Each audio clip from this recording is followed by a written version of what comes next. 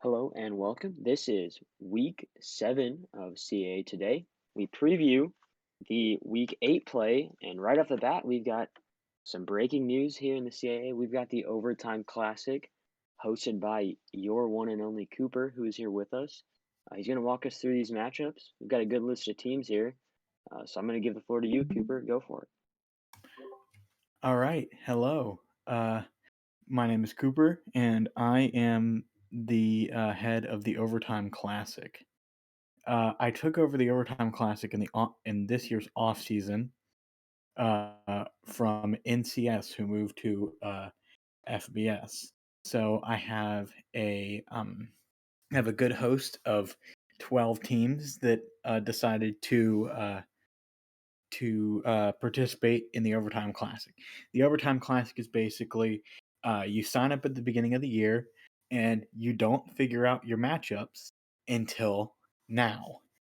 So the teams competing are Merrimack, Charleston Southern, Maine, Youngstown State, Albany, Jacksonville State, Gardner Webb, Norfolk State, Mississippi Valley State, Bethune Cookman, uh, Central Arkansas, and Lafayette.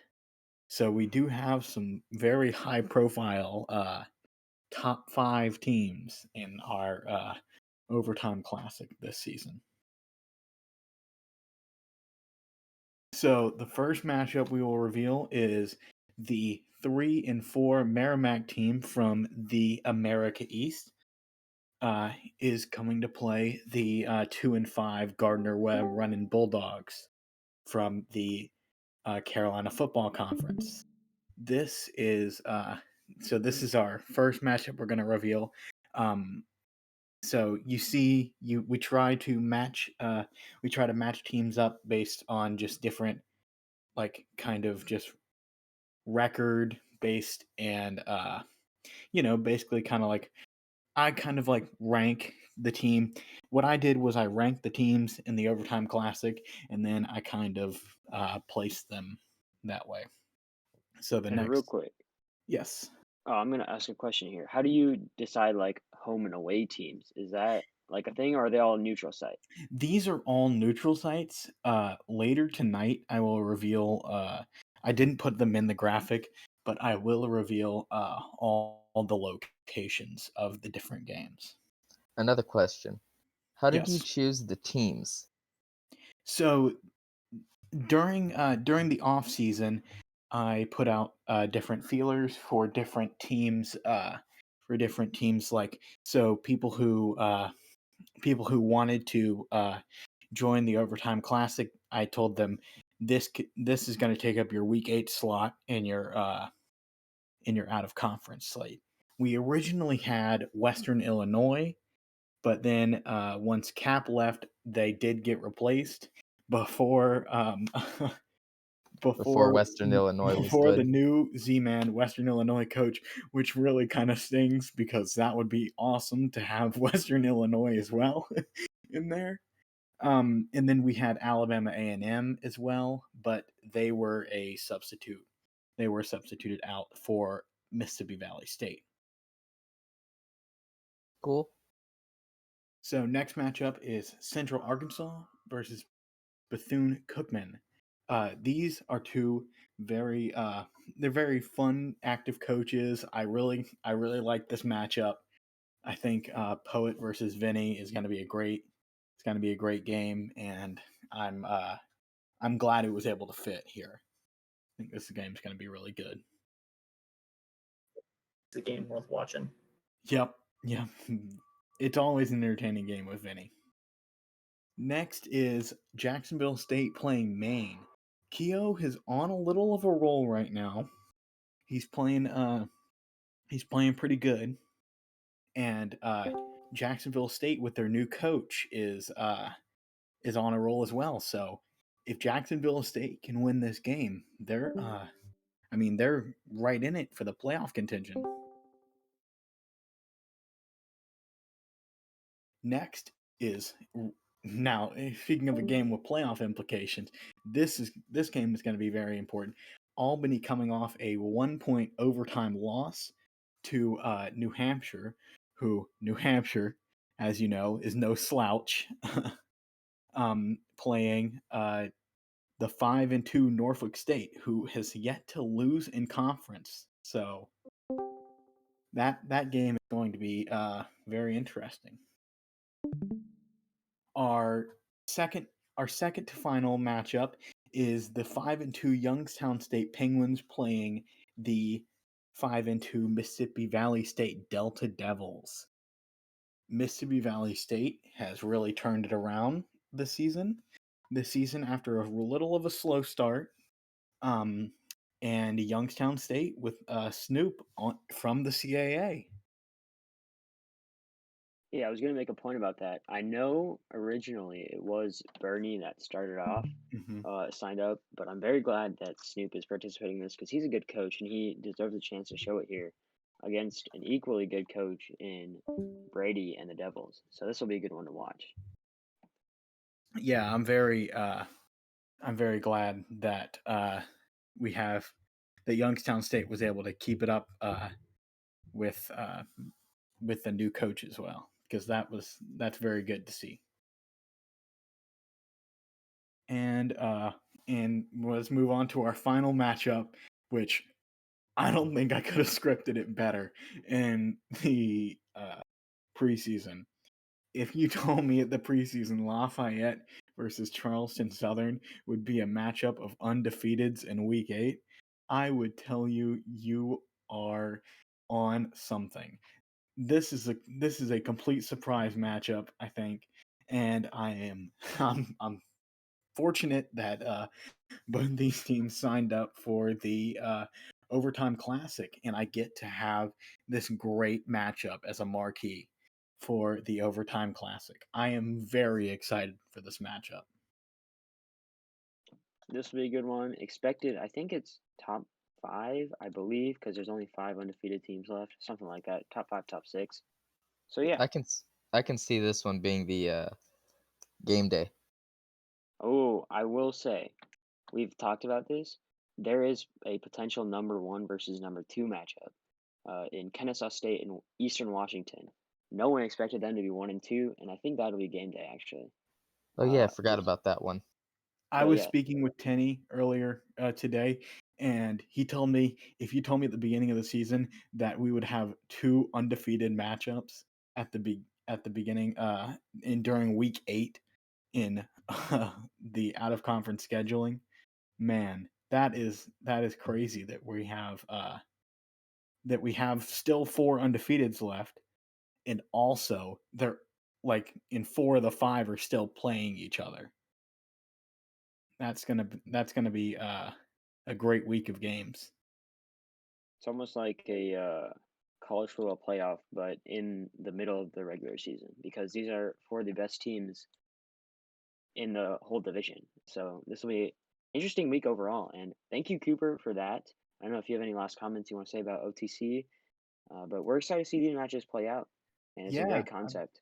Yeah, this is I love this concept. I played in it last year, and I think it wasn't the games last year weren't that spectacular, but I think this season is really showing how cool the Overtime Classic like layout is, because we get games like Lafayette and Charleston Southern, which is very exciting. But that's all for me. So have a great show, guys. Perfect. Thank you very much for joining us. Now back to your regularly scheduled CAA programming. We'll go through our Week 7 review here. Starting it off, we had William & Mary at Delaware. This was a slow game. Delaware holds the tough Tribe squad to win at the deadline 23-20. Delaware State at VMI. VMI always stays alive in the South by beating good teams. They're never truly out of it. This game was more of the same from Delaware State. Lots of passing. And Delaware State held a 3-point lead going into the fourth, but VMI had a 13-point fourth quarter to win by 7, 41-34. I know Matt's here. You want to talk about that one? This game was tough, honestly. Came into the last drive of the game down by 6, I believe. and I threw a pick six on the first play to give him the lead. So it was brutal. So I Man, was down that by one. sucks. Yeah. Next game we had here was Morgan State at Villanova. And this one was a close one, actually. A lot closer than many people thought, especially with the new coach at Morgan State. They had a great sub. I think it's an FBS coach who coaches, I believe, SMU, but don't quote me on that because I'm not sure. It was close throughout. It was tied after 3 quarters. Villanova able to pull ahead in the fourth. Great performance from Villanova, winning the turnover battle and eventually the game. They've gone on a 4-game win streak. So 38-34, the final from Villanova. Next game was Towson at Duquesne, and Lancer just dismantled Mr. D and Towson, winning by 30, 45-15. Towson threw 3 picks, and the Dukes were able to capitalize on just under double the total yards as Towson to win this one. Tough loss for Mr. D. He's gone on a pretty bad run after that Week 1 win against Southern Utah. Next up, we had Youngstown State at Robert Morris. And after the week off for Snoop because of the weather in Texas, he comes back, no rust, and takes down Robert Morris by 30. Robert Morris was right there in yards. It was 433 to 411 in favor of the Penguins. But Youngstown State wins the turnover battle 4-2, and the game finished 56-26. And then finally, our game of the week, it was myself at Richmond. I was back and forth throughout. It was tied at halftime, 21-21. And then disaster struck in the third quarter. Richmond had scored 10, and then I answered with a touchdown of my own. On the ensuing point after attempt, he 750 diffed me on a non-meme number. I think it was like 230 to like 980 or something like that. It was just so lucky from him. So instead of a 3-point game, it was then a 6-point game. And then from there, Zen was able to hold it out and hold me on fourth down to secure an 8-point win. 8-point win, 42-34, and secures first place in the CAA South.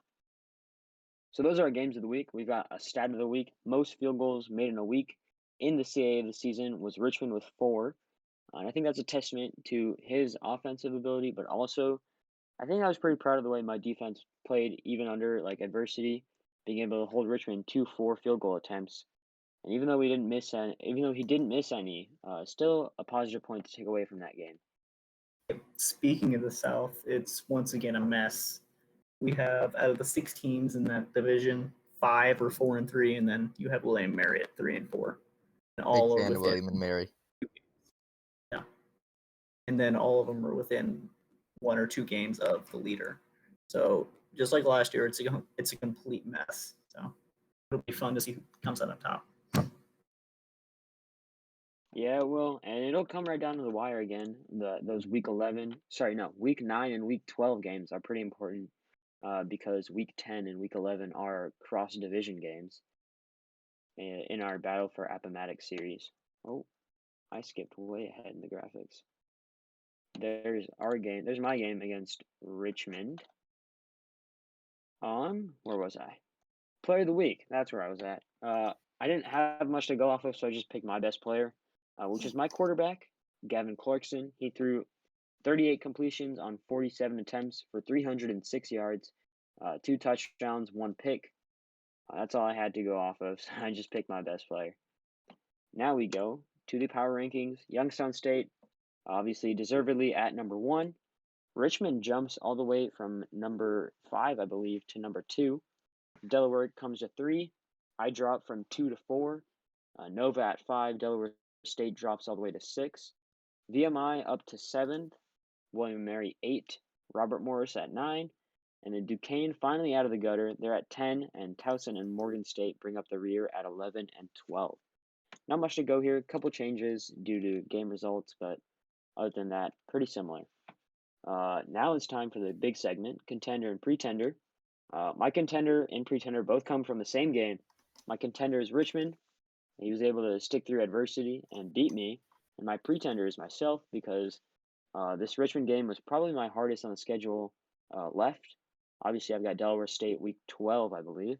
But those 2 games, if I can't win one of those 2, I really don't deserve a spot in any postseason tournament that's like official. So that's my take on contender and pretender.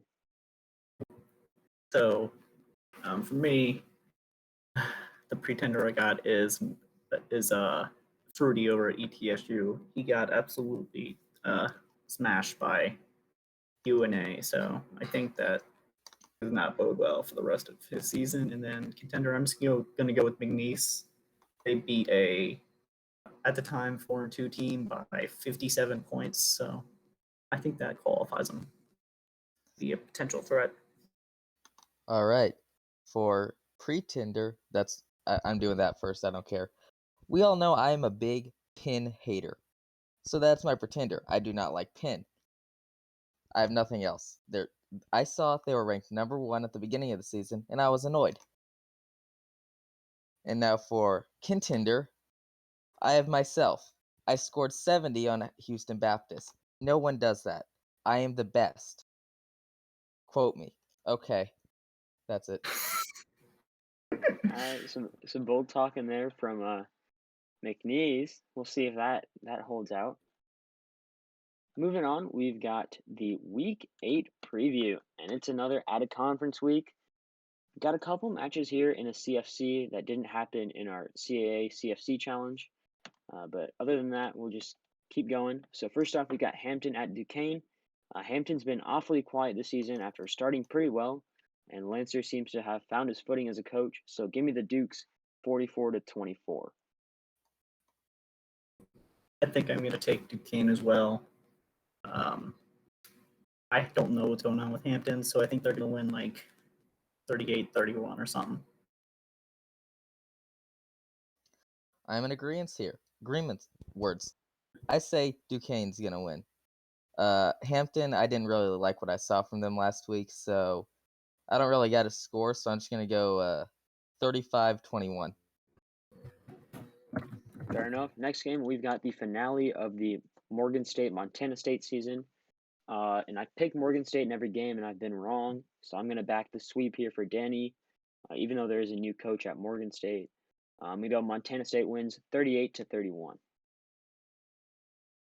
Yeah, there's nothing here that's going to convince me that Annie's not going to keep winning. So 38-31 is a good guess as well for me.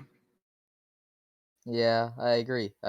I think Montana State's got a good enough team to be able to keep winning, so I'm going to say 42-28. Fair enough. Keep moving along. We've got Robert Morris at Southern Utah. Southern Utah fell week 1 to the one of the worst teams in the CAA now, looking at it, Towson, although Towson was ranked after that week. And I think they go 0-2 against the CAA this season with a loss to the Colonials in a one-possession game, 31-24, 34-27, something like that, I think will be the score. Yeah, I think I'll pick Towson here as well, considering considering Southern Utah lost to a one-win team. I think that they will definitely lose to Robert Morris. I'm gonna assume you meant Robert Morris there. Yes, I did mean Robert Morris there. All right, I'm going to say Robert Morris also. Score, I think it's going to be really close, and I think Southern Utah is going to go to the end zone and accidentally get a safety in second quarter, I guess. And I say final score is 16-14, Robert Morris. That's a defensive score there. Hopefully Robert Morris can play defense like that, because I know OSU kid has struggled this season, but he's a good coach, and we'll see how that game turns out. Next, we've got Towson playing at a neutral site, I don't know where, against Campbell. I said Campbell. Time for Towson to come alive, as all of the FCS seems to be enamored with Campbell's new podcast, which is literally just him reading the scores. I'm back in Towson to bring viewers back to CAA Today. All love to Mr. Campbell, Joshua Average himself, but I'm going Tigers win big, 49-14. Hot take. Take it as you will. I'm going to go against you. Towson has just been sliding way too much. They've lost, I think, 5 games in a row, is it? So, yeah, I think Campbell's going to win somehow. They're just going to find a way. Gonna be honest, Door. I think your opinion's wrong.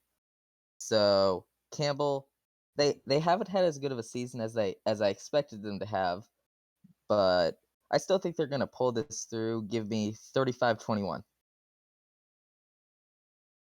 Fair enough. I'll be the outlier there. Next up, we've got Mercer at Villanova. This is an interesting one. Mercer's a pretty formidable coach. Uncle Rico, I believe he's still there. But Nova's found their groove and won 4 in a row. So I'm going to back Nova here in a defensive battle, 17-14. Yeah, I'm going to go with Nova here too. They've won 4 in a row. I think they're going to keep that rolling, like 21-18. I'm going to be the outlier here. I haven't paid attention to either of these teams, but I know Villanova almost lost to Towson, and that Mercer is on the FCS imperialism map. So I'm going to go Mercer 28-24. Fair enough. We'll see if Villanova can bring in some land there.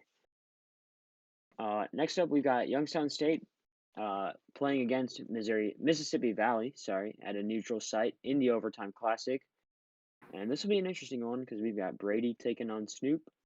I'm going to go with Brady here, actually. I know he hasn't had the best season, but his legacy is too big, and I don't think he's going to take the L here against Snoop, who has a couple big wins under his belt this season, but I don't think he can hang with Brady.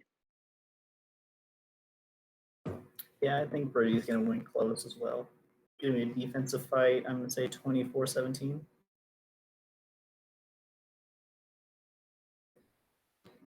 Wait. Okay. I say Brady wins this. I don't got a score. So I'm just gonna go 14-12. Random number. You like the low scoring games, don't you? You don't like Yes. the offense? I played Alright. too much offense yet last week. I do not want to see any more of it. I mean, you just got to score more than the other team, and you'll have a win under your belt. So we'll see how that turns out. Next up, we've got Delaware at Wofford. Wofford's another team that has lost to a CAA team. They lost to Richmond in our CAA CFC Challenge. And make it 2, as the Blue Hens are going to steamroll them 46-24 behind that big option offense, which doesn't score a lot, but I think they're going to score a lot here this week. Yeah, I think I'm going to take Delaware too. He seems to be finding his footing the last couple weeks, so I'm going to say like 35-28 because he always has one-score games. All right. I say Delaware wins this over Wofford. Since you said I like low scoring games, I'm gonna go with the high scoring one. Give me 56-49. Delaware. All right. Well, I don't know if it'll get that high. I'm pretty sure Delaware doesn't even have like enough time to run that many plays. Man, I'm just Because screaming numbers. they're on the option, but it is what it is. Hey, you never know. Their defense could get like 12 pick sixes in a game, so you never know. Next up, we've got the rivalry game. We got DSU at Elon. We got a special graphic for this one, the Mid-Atlantic Melee. I'll let Matt take this one away first because it is your game after all. So talk us through Ryan and Elon and that opponent. So Elon is, for you guys who don't know, they were the NIT champion last year. So he's no slouch. This year he seems to be having a little bit more trouble, but he's no one to take lightly. Last year our game was a bit nuts and included a couple PAT blocks, a safety, multiple kick return touchdowns. It was just a wild finish that he won 43-36. This will be the last game that will either be home or away. Since I had the home game last year, he will have the home game this year, and then every season from here on out, it will be at a neutral site. So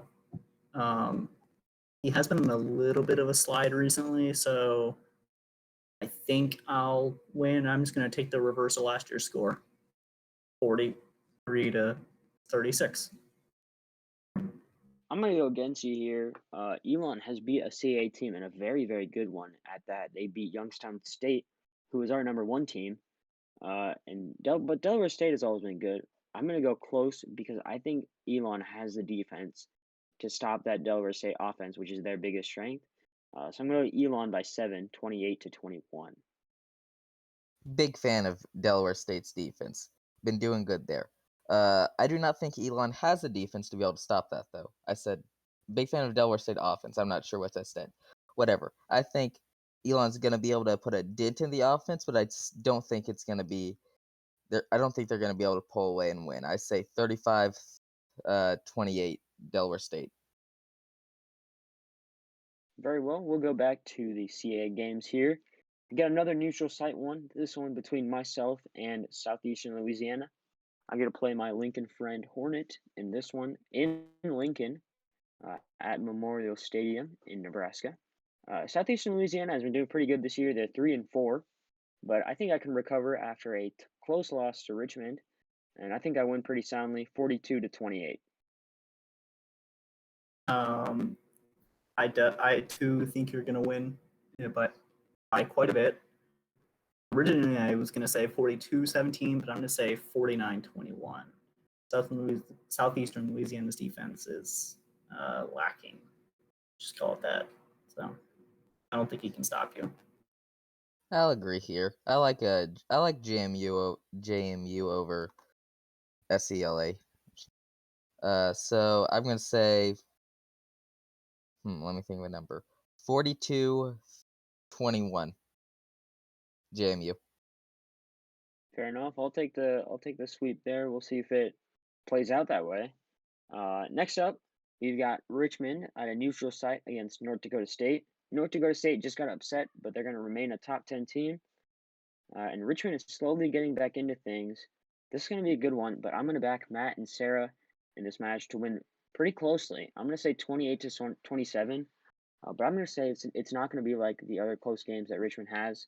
I think it's just going to be that Richmond takes 2 field goals instead of going for 2 touchdowns in like the third quarter, and that'll be the end of him because he won't be able to recover from having 6 points compared to 7. And so you never know how the game's going to turn out, but give me NDSU by 1 point. Zand has won, 3 in a row now? 2 or 3 in a row, yeah, but 2 good wins in a row is what's really important. He beat Wofford in week 5, and I think he lost one, and then he beat Wofford and then beat me, yeah, in week 6. And Okay, so I think he's gonna carry that over and win. I'm gonna say 27-24. It's gonna be a nail biter, but he probably gets a field goal at the last second. You know, I look at these two teams and I think one of them has land on FCS imperialism, and the other one is North Dakota State. Give me Richmond 31-21. That's a great way to decide your winner of the team. And finally, we've got William & Mary at Houston Baptist. Give me the Tribe. Houston Baptist has proved that they cannot hang with good teams, so I'm going 100-0 William & Mary. That's an exaggeration. It's going to be a big William & Mary win, though, assuming, and this is a big assumption, assuming that Boa has time to play, because I know he's been busy with working like 12 hours a day, like 4 or 5 days a week, and he's had it rough. But if he gets the time to play, Houston Baptist is going down the drain. Yeah, I'm gonna say the same thing. Last time I played Houston Baptist, I scored 106 on them. So if Bubbo can even score more than 20 on them, I think he'll win. So I also think he will win by quite a bit. I'm gonna go 56-21. I'm a big fan of William & Mary. They are my second favorite FCS team, only beaten by San Diego. I think they're going to be able to pull this off easily at that. So give me a repeat of HBU's last game, 70-13, William & Mary. Fair enough. And then our game of the week, not one on most people's radars. People are thinking that this is going to be an easy win for Jackson State over the 4-3 VMI squad. But here in the CAA, we've seen VMI take down another top 10 team that was previously undefeated in Davidson, and that's kind of why we chose this game as our game of the week. We're going to see if VMI can do it again, taking down an undefeated team. They've also got huge victories against Delaware and Delaware State. They're a good team, and so I'm going to pick a huge upset here. as VMI pulls their second undefeated team down the rankings 48-45 in overtime as well. So if you recall, VMI did something very similar to what he did with Davidson last year as well when he played Incarnate Word. He wanted to beat them. I want to say it was something like 60-7. It was bad. Oh, Incarnate yeah. Word was then at the time number 3, I believe. So yeah, they were in the top. Yeah, I think they were 2, if I'm not mistaken. Or what? No, they were 3 because MVSU and Bethune Cookman were 1 and 2. You're right. Huh, yeah. suck it, So Movefish. what I was gonna yes, I was Movefish, and so Jackson State's schedule has been very lacking, been very weak. So this is probably the toughest game they've had to play so far, in my opinion. I think Jackson State probably is going to lose, not in the fashion that top-ranked teams have in the past when they play VMI, but he's still going to lose. I'm going to say 34-21. Whenever I decided that VMI was going to win this, I was not expecting a clean sweep. I believe in VMI. I think they're a good enough team to be able to pull off this upset. Give me 14-17. I don't think it's going to be very high scoring. He is a former conference champ as well. So Yeah, he was very good in, what was it, season 3 of FF like fake football, season 2 of the FFCS, I should say. And I have a score pulled up from 248 days ago, so under a year ago. Incarnate Word scored 7 in the first quarter, and then from then on out, it was all VMI. They scored 41, so a final score 41-7 against a number 3 ranked Incarnate Word team. They were what, 8-0, 7-0 at the time. They were ranked number 6 actually. They were 6-1, and it wasn't even like a bad defensive matchup. It was an air raid team against a 4-3 defense, so it wasn't terrible. VMI got 3 interceptions in that game. They hit on 2 out of 2 field goals. They had 387 total yards. Incarnate Word only had 179 total yards. So what a game that was for VMI. We're going to see if he can repeat another big win against Jackson State. Next up, we've got something different here. I noticed that there were a lot of good games this week in odds makers, so we're going to go through those. As I get there, we're going to talk about games 1, 3, and 5 because those are the ones on the left side that made it easier for me to screenshot. So first game was Kennesaw State at Eastern Washington. This is the big one, presumed number 1 versus number 2. And Eastern Washington has the spread here. They're favored by a half a point. The over-under is 55.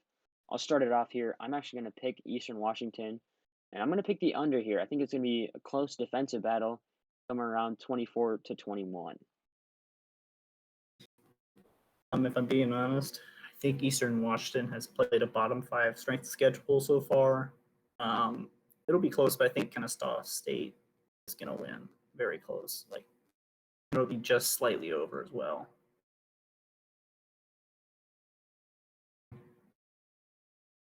I don't know if McNeese has an opinion on this game. Hobbs, you there? Sorry, I'm muted. Okay, yeah, there you go. Okay, yeah.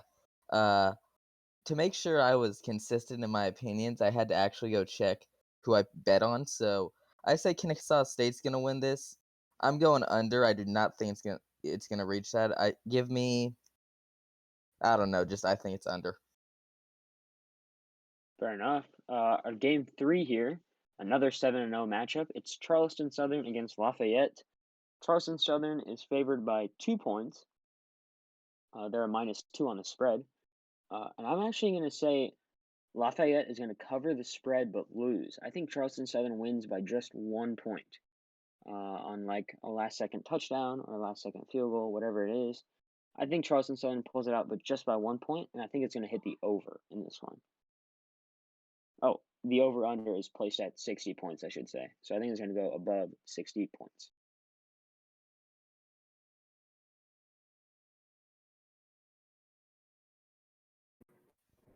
Yeah, I don't know. I'm not confident enough to pick something here, but I think it will be under as well. Both teams are fantastic on defense. I think Charleston Southern wins this. And I'm gonna disagree with the both of you. I think it's gonna be over. I think the score is gonna be around 35-31, but I think Charleston Southern's gonna pull through. Fair enough. And finally, we've got Brown taking on Valparaiso. This is a straight pick 'em on the spread. Both teams at plus minus 0. The over-under is 54, which is pretty low for a Brown team. So I'm actually going to pick Brown to win, and I'm picking this to hit the over by about a mile. I think it's going to be somewhere in like the 80s in total points. The over-under is at 54, and the spread is pick 'em. Yeah, I think I'm gonna go Valpo, and that's gonna be over as well, somewhere in the mid 60s. I think Brown's gonna win this. Um, I don't know by how much, but I think it is definitely gonna be over. Give me 48-42, Brown.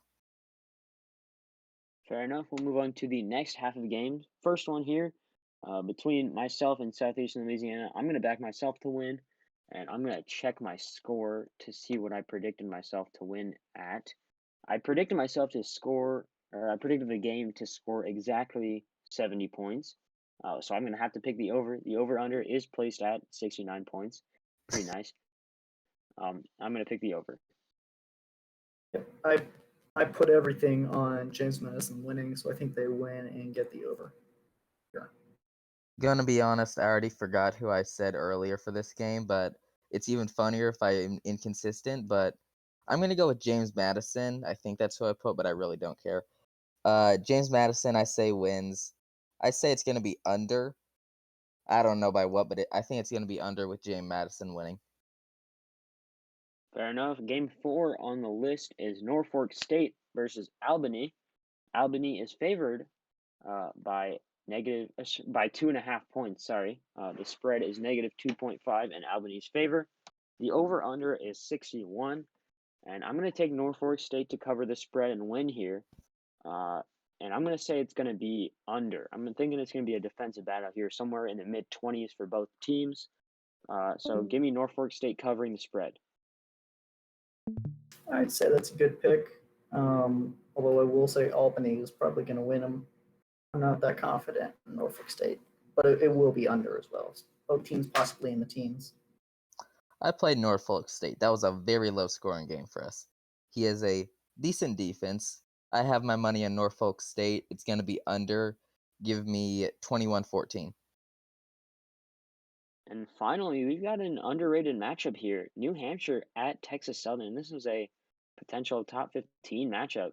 6-1 team in New Hampshire taking on Texas Southern, who is 5-2. New Hampshire is favored here by 2.5 points, and the over/under is at 57. Both of these teams with pretty good defenses, but I think it's going to hit the over, and I'm going to back New Hampshire to cover the spread, win by at least 3. So give me New Hampshire and the over in this one. I will agree with you. I think New Hampshire is going to both cover and the game will hit the over. Oh, this is an easy one. Texas Southern, I've been watching them. I do the Southland stuff. So they have lost their past 2 games, one to a not very good Prairie View A&M team, and then the other one to a Abilene Christian team. I think New Hampshire is going to win. I don't think it's going to be over, but I think that's solely because New Hampshire's defense is going to show up. Give me a shutout, 21-0, New Hampshire. Ooh, that's a bold pick. Although, yeah, isn't Prairie View's only win against Texas Southern? Like, Yep. that's a rough blemish to have on your resume, especially going into the playoff discussion and all that. We'll see how that game ends out. I mean, don't count them out. Prairie View A&M, didn't they nearly upset Judge as well at one point? Yeah, So they didn't, and I am counting them out hard. they always play close, but don't underestimate them. All right. So now we go to our listener topics. This one is submitted by McNeese himself. What are your opinions on McNeese State's 70-13 dismantling of Houston Baptist? It's deserved. It's very much deserved for McNeese. They've been on a roll. And let's hope the dismantlings of HBU continue as William Mary plays them this week. Let's hope he can win just as big, if not even bigger. Yeah, Houston Baptist was due for a blowout. it seems to happen at least 3 times a year where they get absolutely smashed by somebody. So it, they were really well overdue for one, and it came. Now, I submitted this question, but I'm still gonna answer it. I think Houston Bassett's it was overrated, very hard overrated. That dude was extremely easy to beat, not read, easy to read. Fair enough. Next question coming in from Western Illinois, sub 100. Overall, like Hampton, they've been pretty quiet these past couple weeks. I also like Wofford and Samford, as well as Wagner, North Dakota, Idaho. Those are all good shouts that are under 500 that I believe are good.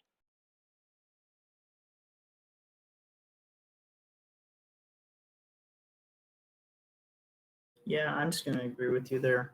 I haven't done enough research to really look at the different teams. So, yeah. I'm gonna not really agree, but I think best team there is honestly Prairie View A&M. Gonna be honest there. And there's probably a better one, but I think that's my opinion. Hey, opinions are valid. Next question coming in from Western Illinois again. He says conference favorites. I'm just gonna list off mine, and you guys can agree, disagree, whatever you want. Say whatever you want. I guess it's our show. America East. I'm going New Hampshire. ASUN. I'm tied between Kennesaw State and Northern Alabama, but I'm gonna say Kennesaw State. Big Sky. Eastern Washington. Carolina. Charleston Southern. Colonial. Youngstown. Delta. UT Martin. Ivy. This is a sleeper pick. I'm going Harvard. Mac. I'm going Norfolk State. Missouri Valley. I'm going Drake. Another upset pick there. And Southland. I'm going McNeese. Let's go. Over Incarnate Word. I agree with you all on all of those except for the Southland and the Ivy. Oh, come on. For the Southland, I'm going to have Incarnate Word as my favorite, and the Ivy, I'm going to go with either UPenn or Princeton. Okay, I got the entire thing up. I'm just gonna list them out. New Hampshire, I think, has American East, just best team there, easy. Kennesaw State, I think, is gonna have a tough fight with North Alabama in the conference championship game, and I think Kennesaw State's gonna win that conference. Idaho State, I think they can pull off. I think they can beat Eastern Washington in the conference championship game, assuming Eastern Washington gets there. I think Idaho State wins the Big Sky. CFC, I've got Charleston Southern, just best team in that conference. Looking at the Colonial, Youngstown State. That's Youngstown State, I guess. They're young. They're good. Delta, Mississippi Valley State. I think Mississippi Valley State's gonna win it. I have Columbia for the Ivy League. I think they're just gonna keep on winning and get to the championship game and win. Norfolk State, I'm gonna agree with that on the MAC. Good team all around. Missouri Valley, I'm gonna say Drake. I think Drake's gonna win the conference. There's not much else to say. And then I'm gonna put my money on myself for the Southland. Best team. I'm very glad that we all agree on Missouri Valley as Drake, even though there are teams like Northern Iowa and there's teams like North Dakota State that are there. I think Drake is criminally underrated right now. Probably one of the best 6-1 teams, along with North Dakota State. But yeah, give me Drake to win the MVC. If I'm a betting man, I'm putting money on Drake right now. Although I'm not a betting man, I proved it. I went like 0 for 5 in my first 5 bets this season in odds makers. So it's been pretty rough for me. Anyways, let's get off of bashing myself. Let's talk about Charleston Southern's next question, which is thoughts of the committee top 10, which I have pulled up right here. This was week 6, because as we know, the committee is very, very slow. They had North Dakota State at 1, Kennesaw State at 2, New Hampshire at 3, Jackson State at 4, Eastern Washington at 5, Princeton at 6, Western Illinois at 7, Charleston Southern at 8, Drake at 9, and Lafayette, 6-0 Lafayette, all the way down there at 10. I think it's pretty good. I think Lafayette's kind of underrated there. I think they should be above Drake and Western Illinois. and above Charleston. I think Lafayette should be above Charleston Southern. And I also think Drake is right where they should be, top 10, and they'll probably keep moving up as they won this week as well. I don't know if you guys have any thoughts. We can just keep rolling along.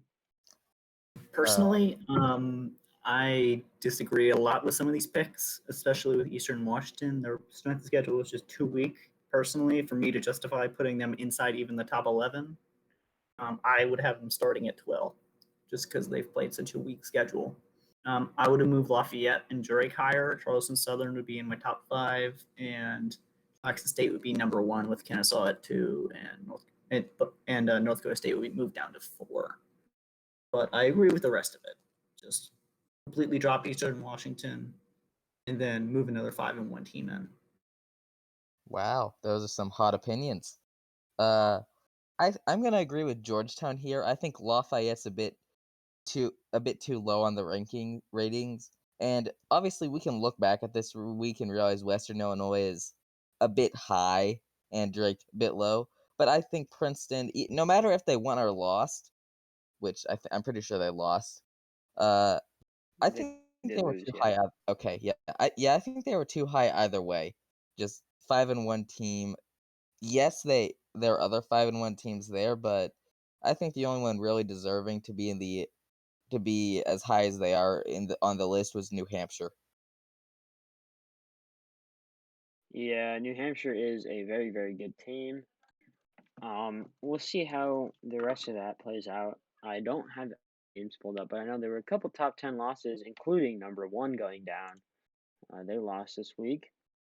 So that leads us right into our next question here from Was Up. He asks, "What are the best and worst teams at each record?"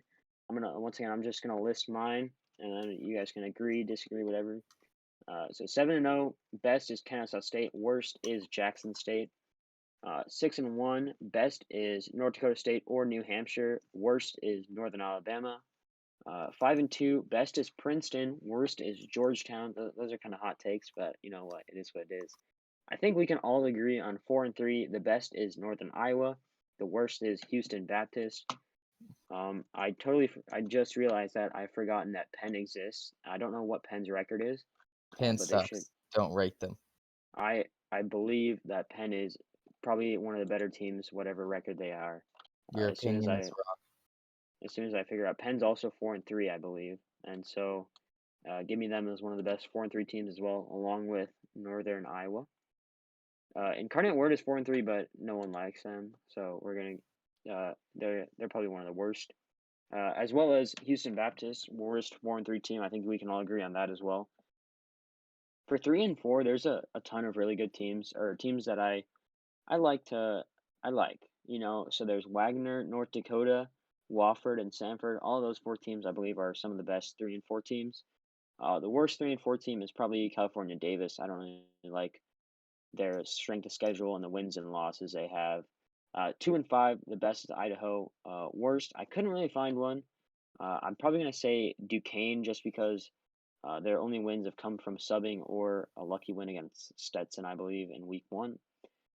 Stetson is the best 1-6 team and I'm gonna put Towson right there with them, even though I know Towson has struggled. On a good day, Mr. D is a very, very good coach. The worst 1-6 team I have as Citadel. And then for 0-7, the best team I have is Central Connecticut, only because they're the only active one. And the worst are Alabama A&M and San Diego. Sorry for me talking there. That was like 2 minutes of just me going through. But now it's your turn for the floor. All right, so worst 0-7, I'm gonna say San Diego. Worst 1-6.